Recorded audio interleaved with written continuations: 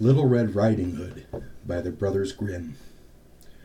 Once upon a time there was a dear little girl who was loved by everyone who looked at her, but most of all by her grandmother, and there was nothing she would not have given to the child. Once she gave her a little cape of red velvet, which suited her so well that she would never wear anything else, so she was always called Little Red Riding Hood. One day her mother said to her, "Come, Little Red Riding Hood, here is a piece of cake and a bottle of wine. Take them to your grandmother. She is ill and weak, and they will do her good. Set out before it gets hot, and when you are going, walk nicely and quietly, and do not run off the path, or you may fall and break the bottle, and then your grandmother will get nothing. And when you get to her room, don't forget to say 'Good morning,' and don't peep into every corner before you do it." "I will take great care," said Little Red Riding Hood to her mother, and gave her hand on it. The grandmother lived out in the wood, half a league from the village, and just Little Red Riding Hood entered the wood. A wolf met her. Red Riding Hood did not know what a wicked creature he was, and was not at all afraid of him. "Good day, Little Red Riding Hood," said he. "Thank you kindly, wolf. Whither away so early, Little Red Riding Hood?" "To my grandmother's." "What have you got in your apron?"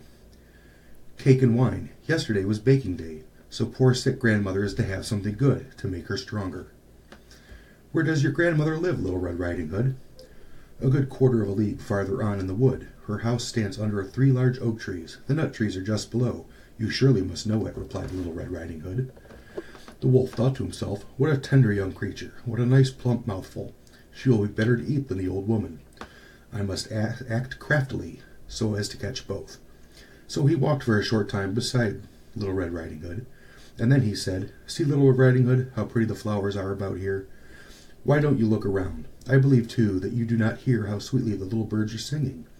You walk gravely along as if you are going to school, while everything else out here in the wood is merry." Little Red Riding Hood raised her eyes, and when she saw the sunbeams dancing here and there through the trees, and the pretty flowers growing everywhere, she thought, "Suppose I take my grandmother a fresh nosegay. That would please her, too. It is so early in the day that I shall still get there in good time." And so she ran off from the path into the wood to look for flowers. And whenever she had picked one, she fancied that she saw a prettier one further on, and ran to it, and so got deeper and deeper into the wood. Meanwhile, the wolf ran straight to grandmother's house and knocked at the door. "Who is there?" "Little Red Riding Hood," replied the wolf. "She is bringing cake and wine. Open the door." "Lift the latch," called out grandmother. "I am too weak and cannot get up." The wolf lifted the latch, and the door flew open, and without saying a word he went straight to grandmother's bed and devoured her. Then he put on her clothes, dressed himself in her cap, laid himself in the bed, and drew the curtains. Little Red Riding Hood, however, had been running round picking flowers, and when she had gathered so many that she could carry no more, she remembered her grandmother, and set on her way to last. She was surprised to find the cottage door standing open, and when she went into the room she had a strange feeling that she said to herself, "Oh dear, how uneasily I feel today, and at other times I like being with grandmother so much." She called out, "Good morning," but received no answer.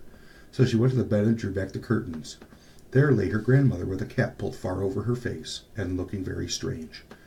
"Oh, grandmother," she said, "what big ears you have!" "The better to hear you with, my child," was the reply. "But, grandmother, what big eyes you have!" she said. "The better to see you with, my dear." "But, grandmother, what large hands you have!" "The better to hug you with." "Oh, but, grandmother, what a terrible big mouth you have!" "The better to eat you with." And scarcely had the wolf said this, then with one bound he was out of the bed and swallowed up Red Riding Hood. When the wolf had appeased his appetite, he lay down again in the bed, fell asleep, and began to snore very loud. The huntsman was just passing the house, and he thought to himself, "How the old woman is snoring! I must see if she wants anything." So he went into the room, and when he came to the bed he saw that the wolf was lying in it. "Do I find thee here, thou old sinner?" said he. "I have long sought thee." Then, just as he was going to fire at him, it occurred to him that the wolf might have devoured the grandmother, and that she might still be saved, so he did not fire, but took a pair of scissors and began to cut open the stomach of the sleeping wolf. When he had made 2 snips, he saw Little Red Riding Hood shining, and then he made 2 snips more, and the little girl sprang out, crying, "Oh, how frightened I have been! How dark it was inside the wolf!" And after that the aged grandmother came out alive also, but scarcely able to breathe. Red Riding Hood, however, quickly fetched great stones, with which they filled the wolf's body, and when he awoke he wanted to run away, but the stones were so heavy that he fell down at once and fell dead. Then all three were delighted. The huntsman drew off the wolf's skin and went home with it. The grandmother ate the cake and drank the wine which Red Riding Hood had brought, and revived. But Red Riding Hood thought to herself, "As long as I live, I will never by myself leave the path to run into the wood when my mother has forbidden me to do so." It is also related that once Red Riding Hood was again taking cakes to the old grandmother, another wolf spoke to her and tried to entice her from the path. Red Riding Hood, however, was on her guard, and went straight forward on her way, and told her grandmother that she had met the wolf, and that he had said good morning to her, but with such a wicked look in his eyes, that if they had not been on the public road she was certain she would have been eaten up. "Well," said the grandmother, "we will shut the door that he may not come in."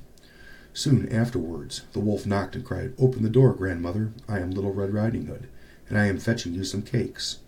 But they did not speak or open the door, so the graybeard stole twice or thrice around the house, and at last jumped on the roof, intending to wait till Red Riding Hood went home in the evening, and then to steal after her and devour her in the darkness. But the grandmother saw what was in his thoughts.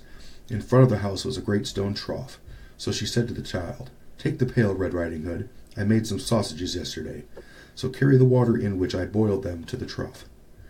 Red Riding Hood carried until the great trough was quite full.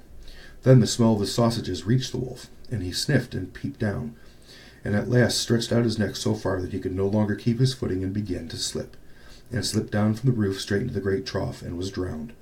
But Red Riding Hood went joyously home, and never did anything to harm anyone.